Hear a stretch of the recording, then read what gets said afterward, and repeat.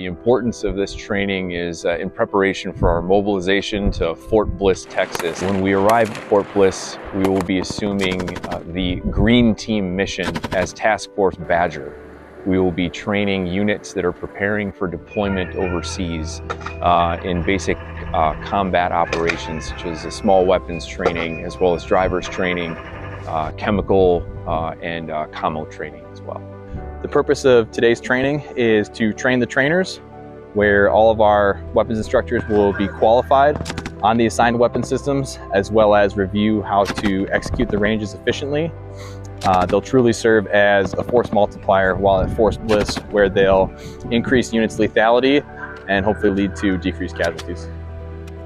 So the M320 replaced the M203, and the main difference is that the M320 can be fired from the underbarrel of their assigned weapon or as its own individual weapon system, as you'll see the soldiers doing today. It can be fired from a multitude of positions and engage both point and area targets.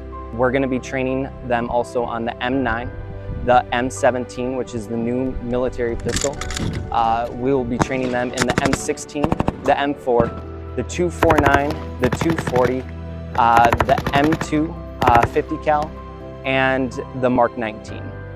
The better we know our systems on what we're going to be training these rotational training units coming through to us, the better we can train them and send them out the door with the tools and knowledge to come back safely from any deployment they may be sent on. So we just want to make sure that our guys and gals here just really get in deep and have a thorough knowledge base of every system that we could be training these rotational training units on, as well as just being highly qualified in their own right, so they're ready to go out the door should the call go down. I want to see how our OCTs operate in the field. You know, how they're conducting training, who's conducting training, the units that are going through the training, the feedback they're receiving in their after-action reviews, and want to see soldiers, you know, doing the things that soldiers do, the things that soldiers join the Army to do. They're out there on the weapons range. They're out there doing live fires. And you can see the smile on their face. And it's just awesome to see that our professionals within the 85th Army Reserve Support Command were out there getting it done today, OC in these missions. This training is going to be very beneficial. It's as the current warfare era is changing to peer-to-peer combat. I believe exercises such as this one will prepare our soldiers to better be ready in the sustainment force. And the 1338, I believe, is spearing the way as far as preparing and being ahead of things.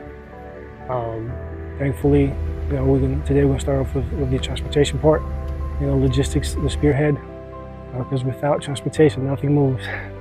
The tools that are available at Fort McCoy here, the range that's available, it's awesome. I mean, this is a great place to train, and got to see our OCTs doing what they love to do, and got to see units that'll eventually deploy downrange, honing their craft, getting better, and learning from one another.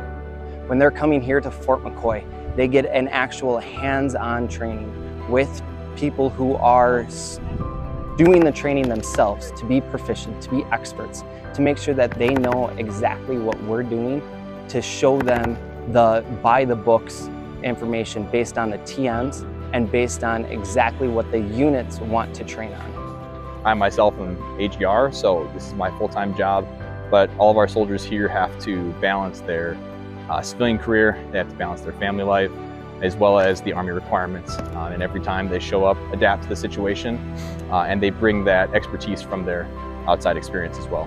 I initially joined the military for college opportunities, and then I actually realized I enjoy doing this. When I came to this unit, I didn't know too much about what OCTs were and what they do. And under the partnership program with the 181 under 1st Army, learning how two different components work together and the obstacles that we face in translation, just normal daily duties and whatnot. It really is interesting. They have individual lives outside of the Army, and they put this uniform on and completely change roles and come here just completely dedicated to learning their craft and mastering their craft. The M2 gunnery range today was a highlight. We had a young E5 in the turret in the one iteration that I saw, And this soldier was on top of it, man. He was knocking down targets. I saw him afterwards, and I said, hey, if I go down range, I want you to be my gunner. That's how good he was. And you could just see the smile on his face. It's been great. I only got to see today, we'll see a little bit more tomorrow, but I got to see both a 240 Bravo and a M2 live fire, Humvee live fire range.